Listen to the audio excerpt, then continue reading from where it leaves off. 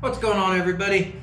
So today on Puddin's Fab Shop, we're going to start looking at adding our new dual diaphragm booster and master cylinder to the Travelall build. So let's get started.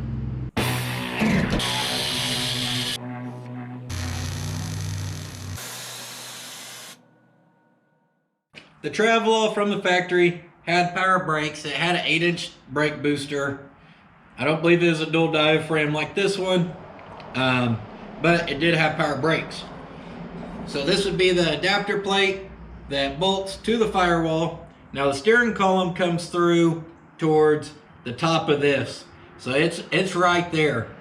Well, right here is where the push rod for the brake pedal comes through. And it utilizes this bracket here that actually bolts to this plate. Like so, except the swing arm's up and the brake pedal pushes on it right there, and then the top of the swing arm would actually push on your brake booster.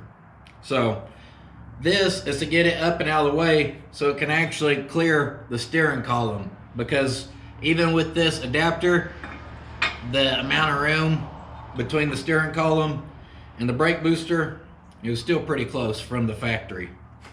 So I got this, which is a kit from Speedway, and it's a dual diaphragm 8-inch booster, like I said, master cylinder, proportioning valve with the little bracket and lines for the proportioning valve, and it's for a 66 Chevelle, I believe. It's a disc proportioning valve. I just went with it because I think I can make it work.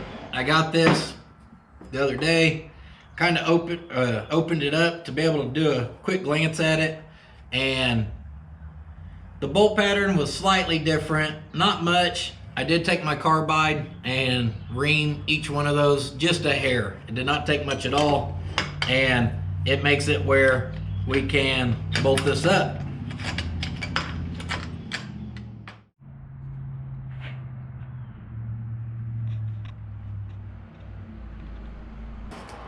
So the only real issue here is, one, this is not an eyelet style little rod here. It actually comes with a little clevis they want you to thread onto it.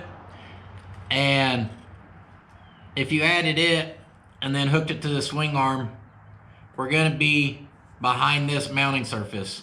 And as soon as we're behind this, we have to start cutting the adapter plate, we have to cut the firewall, and we'd even have to cut the brake pedal assembly that's underneath the dash, and then do some kind of sheet metal back on it to be able to seal it up. It translates to a lot of work. So first thing I wanted to do was, and I want to mention that I don't want to cut this rod. If I ever have to change this out, I want to be able just to buy the brake booster and change it out. I don't have to start cutting stuff or modifying it again. So the first thing I want to do was see what I could make and get on here so I could get it connected to the swing arm.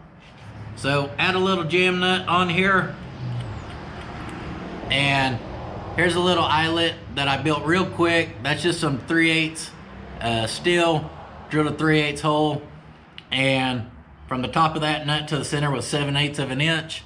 Just tigged it to that nut, and we can thread that on there. And then, like I said, use that one as a jam nut.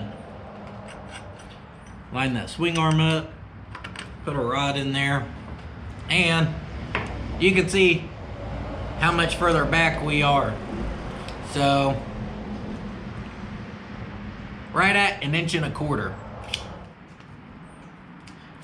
Basically 19 inches is what will end up sticking off the firewall if we get this in front of the firewall. That's a lot. So here's the setup I did on my truck, and off the firewall we're a little under 12 inches on this one, but mind you, I put a different column in and dropped it down lower, and that's only a little 7-inch, and I'm not sure if it's single or dual. I believe it's single. I'm not sure though. Come off the firewall, roughly right up there is where it'll come off, and we can go to 19 inches, which you can see there.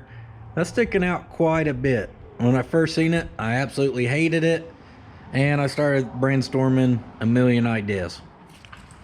And for some reason, so it should end up about right there. And for some reason, even though it's sticking out so far, with the whole unit up there, I don't hate it as bad as when I just measured out and seen the 19 and seen how far it's going to stick out there. Kind of seen it up and a little bit out of the way. Yeah, it's still kind of far out, but I've decided this is the best route, and it'll be the least amount of work, the simplest solution, and if we ever need to replace it, it won't be no big deal. So let's move forward with getting this thing mounted now. Like I said earlier, 1.25 inches. I'm not gonna do an 1 3/8 inches just to give it a hair of extra clearance underneath there. And then what I'm planning on doing is I'm gonna come up underneath right in here, draw a straight line. We will mark from here back the 1 3/8 inches, which we'll just say it's like right there. Pretty close actually. And then we'll square off and cut that straight up like that. And then we will slide that forward 1 3/8 inches, tack it, and then we'll build a filler piece in there, and that'll get the whole unit forward like we need it. So let's get to cutting.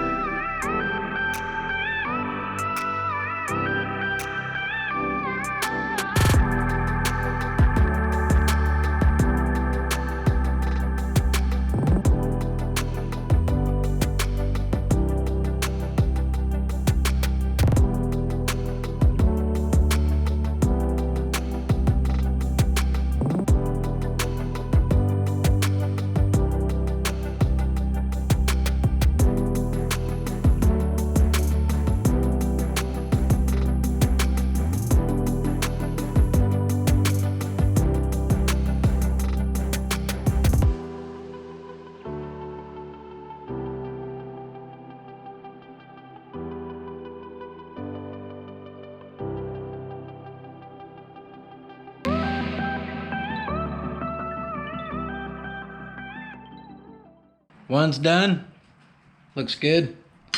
And down here you can see how much we offset that. Looks like a lot in the camera, but our 1 3/8. So I'm gonna get the other one knocked out real quick. Same thing.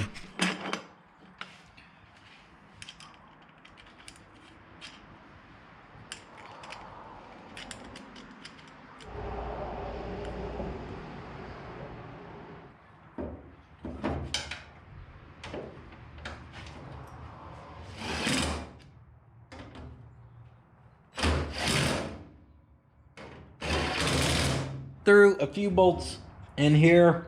These other holes, the studs that are part of the brake assembly or pedal assembly underneath the dash, they actually come through these holes. So 2 of these are studs, but these 2 are bolt holes. So we'll see if we can get that unit through up here or thrown up here with a couple bolts in it.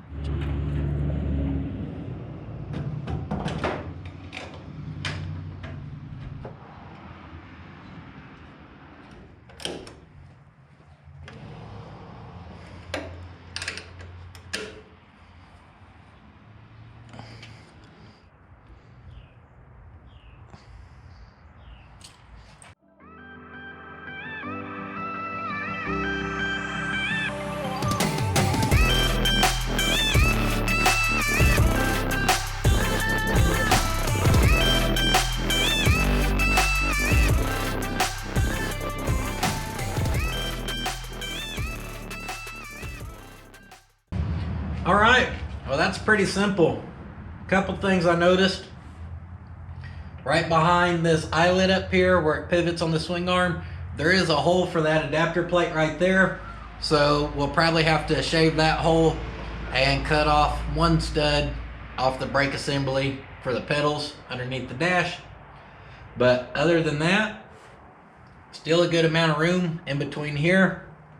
The sheet metal follows this curve here, so we'll have plenty of room there to do our brake lines and everything. So overall, I'm actually really happy I just did this like this. If I was trying to build a full show vehicle, I may not be as happy with it, but for simplicity, driver quality, but still looks nice and easy to work on, it don't get any more simple than what we just did it right here. I thought I was gonna hate it, and I'm actually really happy with it. So simple work, guys. If you want to make a kit like this work for yours, you're gonna have to build that little eyelet and then modify your brace here, and you can run all that. So simple and easy. I hope you guys enjoyed the video. If you're new to the channel, please check out some of the other ones. We have a bunch of other projects in the past, and if you want to see more of the Travelall build, we got rust repair, putting the frame on here, building body mounts, a few other things. If you want to check them out, if you always come back and watch, thank you guys. I appreciate it once again. It means a lot to me that you guys always come back and watch my videos. If you guys want to help me out, it's as simple as dropping a comment down below, liking the video, share, or subscribe. All those things help the channel, so I appreciate it when you guys do that. I'm on Instagram. If you want to give me a follow on there at Putin's Fab Shop. And I'll see you guys in the next video. But don't forget, sitting on your ass won't finish your project. I'll see you guys next week.